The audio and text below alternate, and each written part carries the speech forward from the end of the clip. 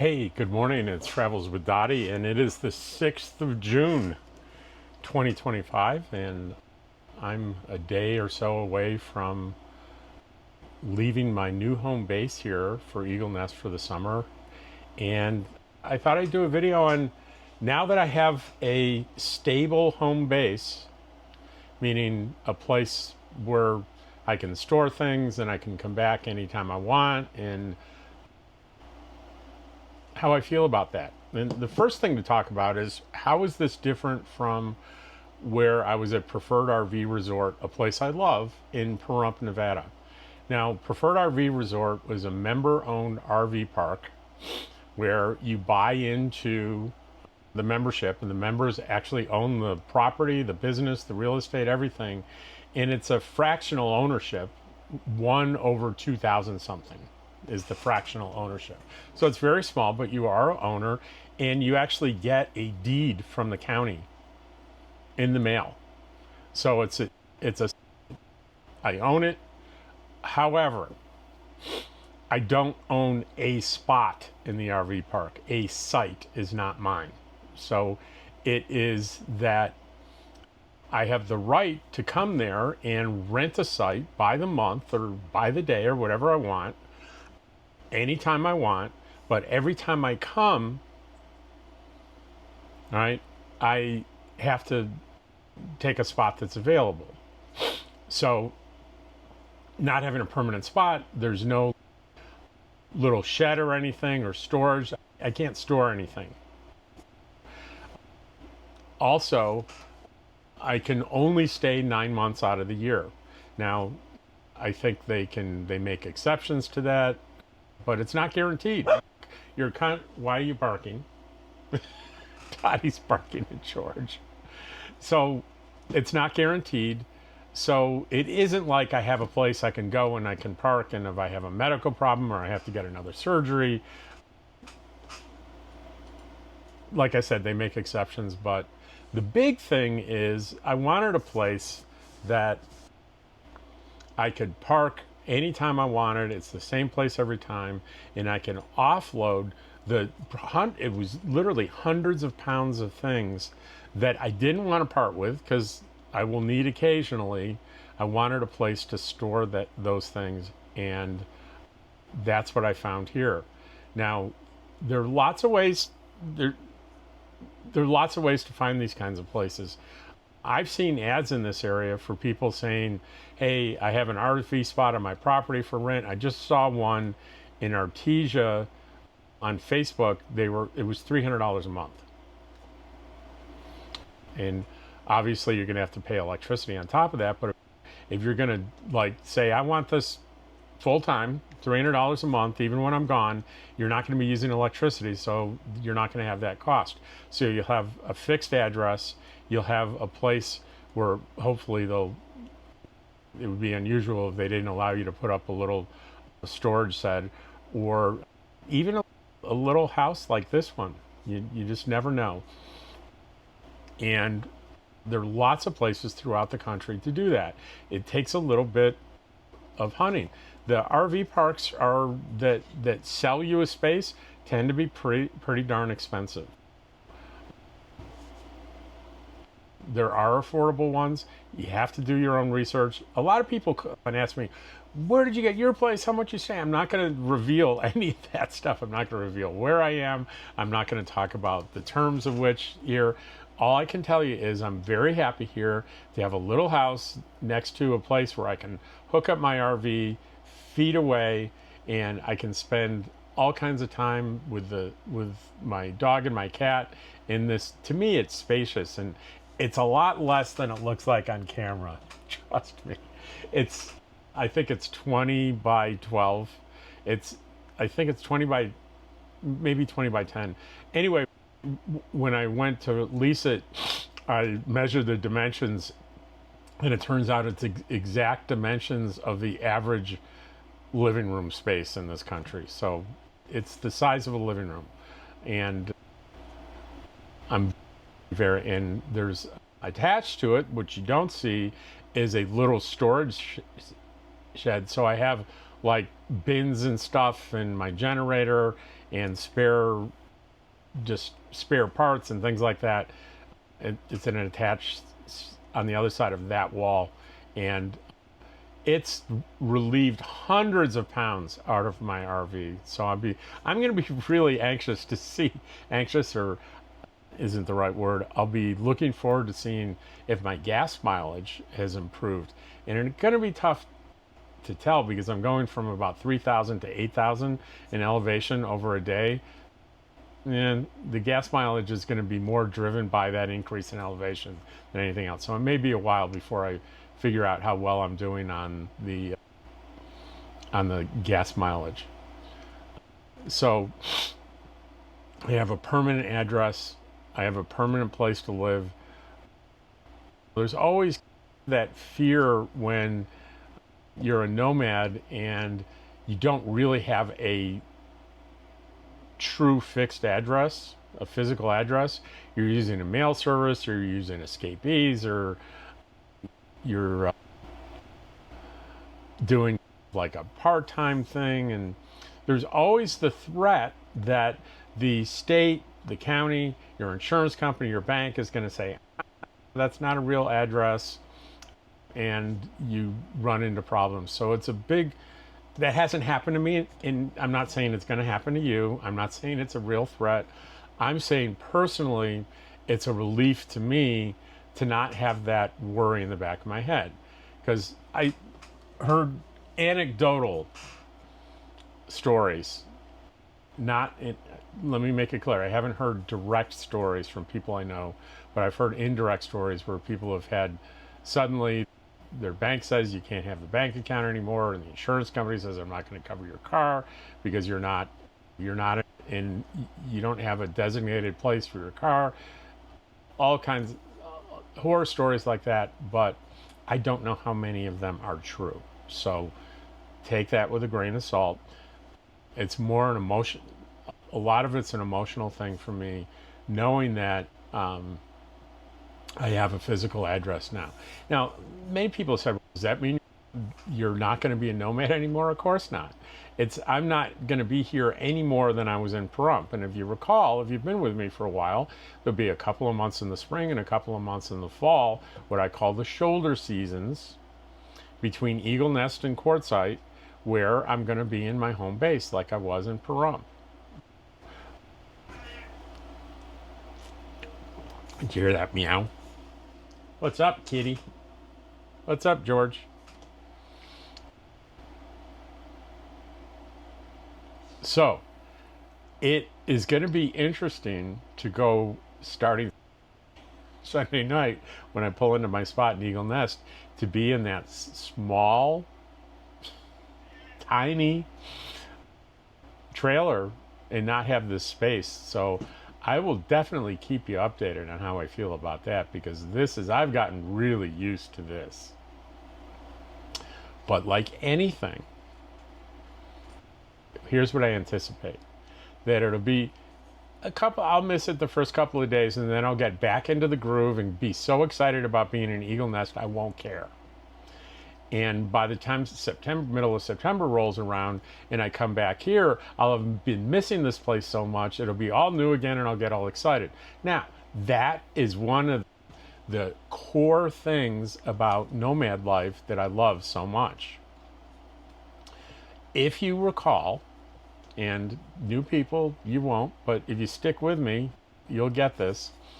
I got really excited last year and the year before, but in particular last year, about getting to Quartzsite. I was so enthusiastic and jumping up and down.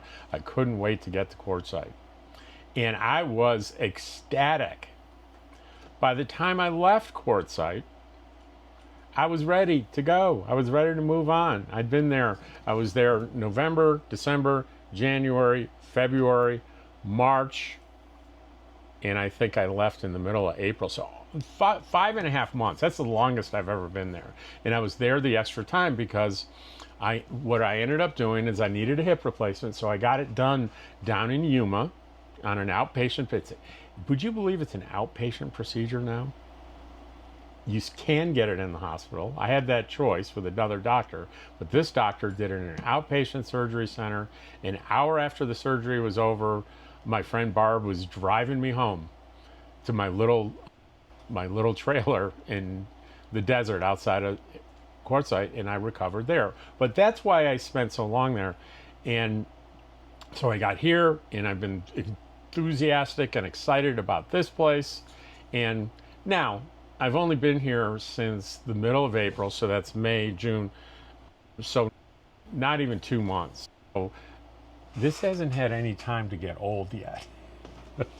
I'm still very. If you saw my video from yesterday about my tour of Artesia, you could see how much I love Artesia, where I'm living now. It's just an amazing little town. I just love it so much. And I'm feeling connected to the community. I've got my New Mexico driver's license, and more important, my beautiful red and yellow New Mexico plates, and I'm pretty excited about that. That is, I'm proud to be a New Mexico resident, and I really love the people that I've met here, and especially a shout out to you guys. I don't know if you're watching my channel or not, but the guys I have breakfast with almost once a week in town on Thursdays. I look forward to that a lot. Although I've only made a couple of them because a couple of times I've had conflicts on Thursday mornings. But when I get back here, I'm going to try to clean that up and be available for that breakfast every Thursday.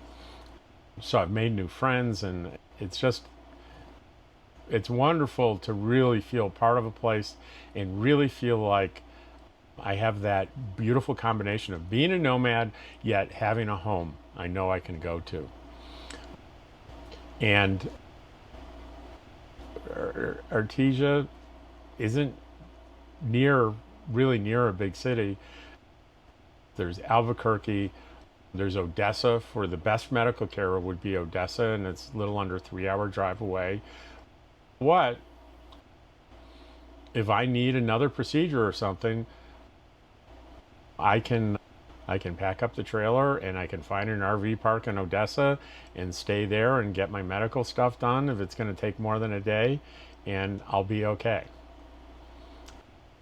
Or if I had a surgery or something, I have friends that will drive me back here and I'll recover here. I feel pretty darn good about that. The people are curious why New Mexico has income taxes, and people seem to be focused on, I don't want to live in a state that has income taxes. Well, there are other things that you need to consider. For example, I'm from Nevada. Nevada does not have an income tax, but I got sticker shock when I went to register my truck and my little trailer. It was over $1,000. It was under $100 here. So that's a huge difference. My car insurance was half here what it was in Pahrump, Nevada. So you have to consider other things. There are plenty of calculators online. You can put your estimated income. It'll tell you how much your New Mexico income tax is going to be, and then you compare that to other savings you may experience by being here, and you can decide, is it worth it? What's the net?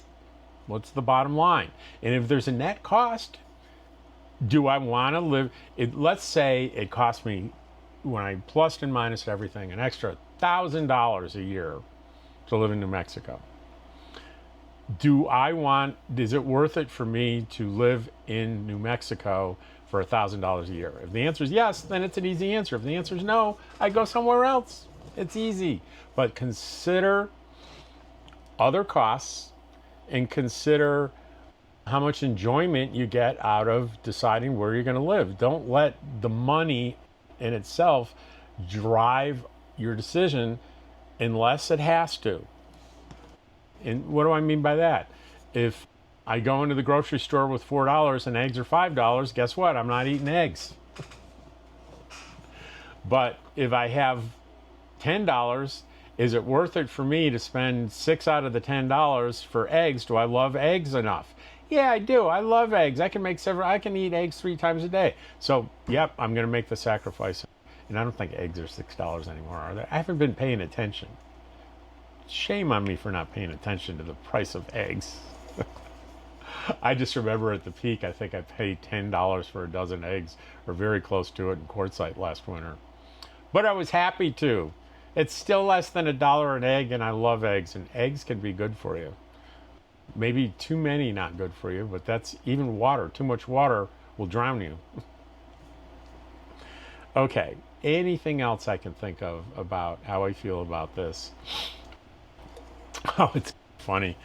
I've got so many things in here that I need to take with me. I had to make a list to make sure I didn't forget anything. And I was just thinking, is there something here that I might have forgotten? I called it the trip list.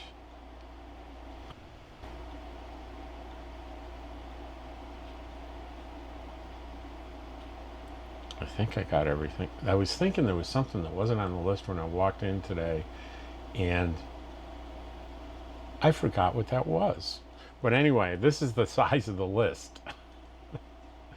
Coats, rubber bands, laptop, office supplies, George's table, heater, tripod, chair, fly swatter, fan, battery charger, Starlink, water dishes, cat food dish. Open the fridge, unplug everything, get the AT&T hotspot and antenna. And I feel like there's something else. Dottie, is there something else in here I'm forgetting? Yeah, I hope I think of it before I leave. And probably I'm going to pack up everything tomorrow. So the way I generally like to do travel days is that I hook up the trailer, I get everything 100% ready to go, packed up, ready to go the night before. So I get up early in the morning, I feed Dottie, give George a little tranquilizer for the trip. Sorry, George. And I head out, and without a lot to do, because I want all my energy to be focused on the driving. I want to be alert, I want to be awake, and I want to be enthusiastic and ready to go so I'm safe on the road. I'm trying to think, what else can we talk about? I just got my New Mexico Counseling and Therapy Practice Board professional clinical mental health counselor license. It wasn't hard to do. They have you can get it by endorsements. So I now, for my 1 day a week, and I'll explain this, just a handful of sessions a week. I'm licensed in Virginia, Florida, Idaho, Nevada, and now New Mexico. That's 5 states that I'm licensed in. And essentially what it means is that anyone that resides in those states, I can do virtual counseling with them no matter where I am. But if you're in New Mexico and I'm in Alaska and I'm doing counseling with you, I have to have a New Mexico license. Right? And the states don't care where you are as a counselor, they care where your patient is. So that's how that works. So why do I have so many? Virginia is where I retired out of, so there's one. And Florida during COVID had this special legislation that you could sign up for basically for free to be an authorized counselor over video instead of in person out of state. And they set it up so there's no expiration and no annual fee on the license. So it's like until they pass a new law that says these are invalid, this is invalid indefinitely. So that was a no-brainer. So Virginia and Florida were easy. I have to continue to do continuing education and annual fees, which are a couple $100 or something for Virginia. Now Idaho, why Idaho? Because I had a license there because I lived in Idaho for a while, so I had a license there. So it was easy to get that back just by paying a bunch of stuff. And why Nevada? Because I lived in Nevada and I just had this idea, if I'm going to have a home base somewhere, I should have a license in that state. Now, right now I don't have any patients in Idaho. I don't have any patients in Nevada. And then New Mexico I did, because now I live here instead of Nevada. So I'll likely let the Nevada license go, and I'll keep the New Mexico license because I live here. Will I have patients in New Mexico? Maybe. I don't know. But the other thing that allows me to do is, if something happens where my pensions get interrupted, my Social Security gets interrupted, some disaster happens where I have to go back to work more or less full time, then I have the ability to do that right away in New Mexico, because I have a license.